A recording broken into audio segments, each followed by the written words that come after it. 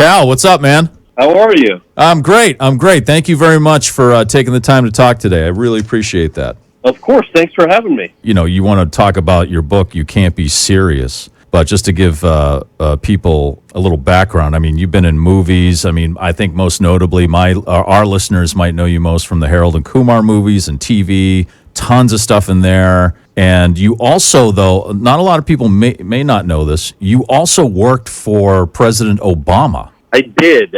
You are hitting the nail on the head in terms of why I wanted to even write this book, which was look, my first love is acting, man. I love making people laugh. Doing those Harold and Kumar movies, and we hope to continue to make more of them, was just such a kind of a dream. John Cho, who plays Harold in those movies, he and I are really good friends in real life. People always ask about that, and we had so much fun making them, and it was such a joy to like bring people together with comedy. I love that so much, and so then taking a 2-year break, to serve our country and have the chance to work in the Obama White House was obviously very humbling, and especially as the kid of immigrants, just a really special opportunity. And when that was all done, I remember my manager. I have one manager in Hollywood, and I describe him as like every character from the TV show Entourage in one person. Oh God! So he's like a ridiculous human being. He's a ridiculous human being with a heart of gold, and very loyal, and has helped me out a lot. But when I left the White House to come back to acting, he goes, "Hey man, you should write a book." And I said, "Why?" And he goes, "Well, nobody's worked in movies before and then gone on to work in politics." And I said, literally, the governor of California is Arnold Schwarzenegger. Like, that doesn't hold up. Right.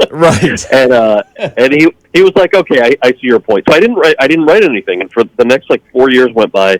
And then I thought, wait a second. I do have a story to tell, and I want to write a book for, the 25-year-old version of me, the kid who was figuring himself out. But I also want to write the book for, I've had this crazy, amazing journey that I'm so privileged to have had. So many people have that same sort of idea where, they've got one thing that they do, but they have multiple passions and multiple interests, and we're always trying to figure out how to navigate those, especially with the pandemic. People are sitting at home going, wait, do I love what I do enough?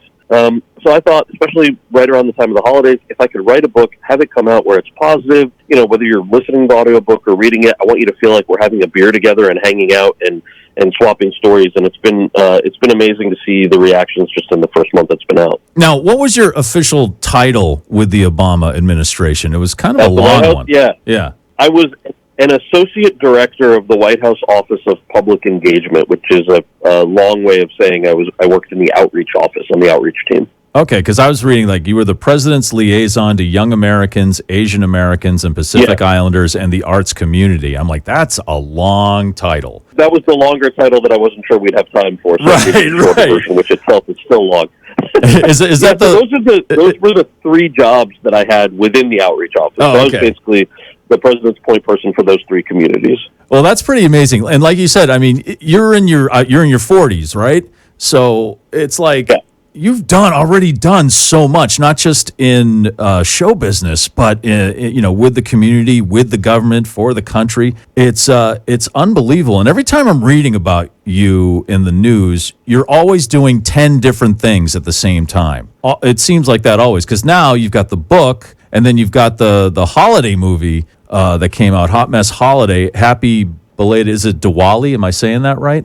Diwali, yeah. Diwali. It's a Diwali Christmas movie that's also a diamond heist. So this thing is, it comes out on Comedy Central December 11th. Okay. And the reason that it's a Comedy Central holiday movie and not, Lifetime or Hallmark, is that it's more reminiscent of a Bridesmaids or something that Tiffany Haddish would do. It's it has raunchy elements. It's just absurdly funny. So we were really excited that when we chopped it around for about a year and it landed in Comedy Central's lap. And hope people like it. It's been a lot of fun. I executive produce it. It's a story about these 2 women, Serena Jindal and Melanie Chandra, who are friends in real life and crafted these characters kind of based on their own ridiculousness. Is this the first American Diwali holiday movie ever? It is, as far as I know. Yeah, there have been a couple of really fun TV shows about Diwali. I think the first one I remember was the episode of The Office that Mindy Kaling wrote, which was so funny. But I don't think we've had a movie about it before, an American movie at least. And I don't know if you saw 2 or 3 weeks ago, SNL had this hilarious sketch with Bowen Yang and Simu from Marvel and a ton of stuff. They were doing a sketch on how many times we're going to say that something is the first of its kind. Right. But it's true because it's so exciting to people when you finally get to see, representation on screen that we hadn't seen growing up. It was like, hey, here's a holiday that I celebrated every year growing up that I just never got to see a movie about. So, yeah, I think it is the first movie of its kind, and that's one of the many reasons we're excited about it. And you cover that in your book, the struggles you had at first with being Asian American and dealing with the business and how it's so easy to typecast. And you did a lot of work with that with the Obama administration, trying to educate people on the Asian American community. And as an Asian American, I like take this opportunity to thank you for doing that. Thank you for thanks, man. Trying to just educate people. We're not all the stereotypes. We're not all good at math. We're not all. It's just really good to see that. And yeah, there are a lot of firsts now because it's just starting to happen. Now you're working on, from what I read, a biopic of the world's biggest Toronto Raptors fan, and he is of Indian descent too, right? He is. So Nav Bhatia, it's incredible. By the way, the reason I was laughing when you were talking was because you mentioned that we're not all good at math, and I'm so bad at math, dude. Me too. And yeah, right.